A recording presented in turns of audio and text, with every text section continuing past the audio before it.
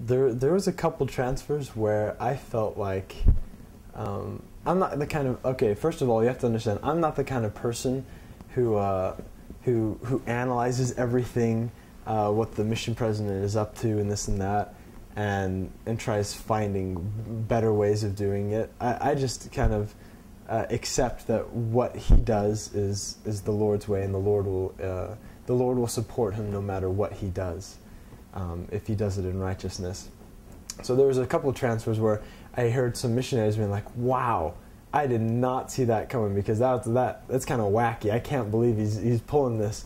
But then a couple weeks later, you hear about a sister that he sent to an area where there used to be elders, and just didn't seem like the best area to send a sister.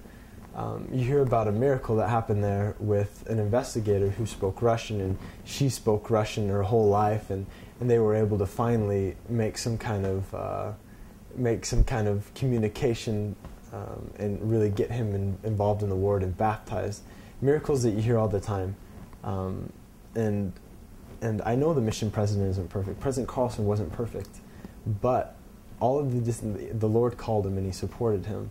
And in that case with the Russian sister, because he listened, he probably didn't think it was that logical either, but because he listened to the Lord, then there's one of our brothers was able to be baptized, and eventually I think his family was baptized. And it's just the same thing with little things that he tells us to do. He gets instructions from tons of people. I mean, he goes to the MTC and gets told how to do things from the general authorities. Then he goes over to Sweden and gets told how to do things in a different way. And so he has to really gather the information that he has and make the best decisions that he can get. And Elder Nelson said, in Europe, and I think this was also over the whole globe, missionaries are supposed to talk with 10 people a day. And if you do this, then the mission, I think the promise was you'll have double the amount of baptisms that you're currently having. And so I remember sometimes just after Elder Nelson said this, President Carlson said, we must do this.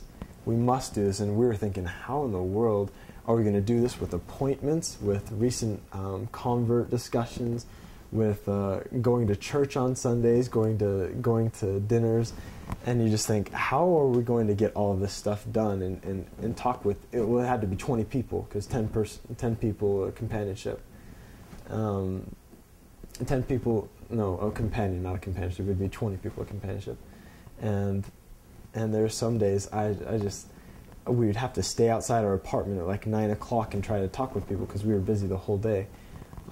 But I remember there's this one experience in Göteborg, in one of my first areas.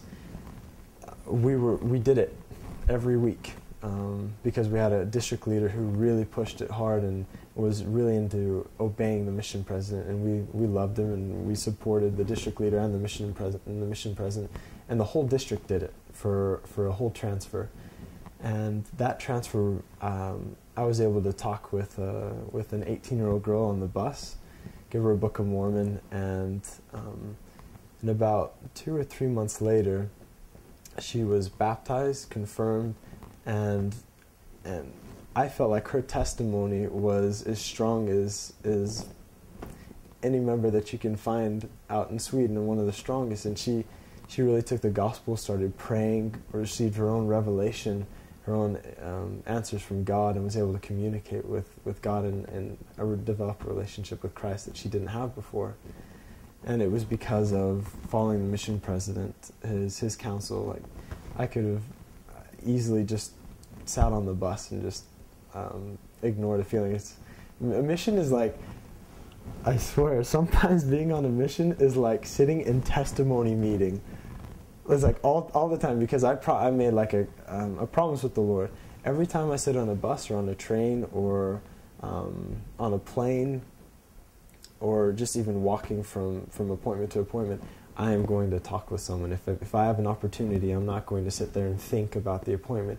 I'm going to talk with a person because it's possible that God is putting that person in my path, and because of that, and because of the 10 a day and all of the principles of obedience, there was more baptisms that transfer in that area, in that zone, or in that district than there was any time previous that year. So obedience is amazing. Once you follow it and you gain a testimony of it, it becomes.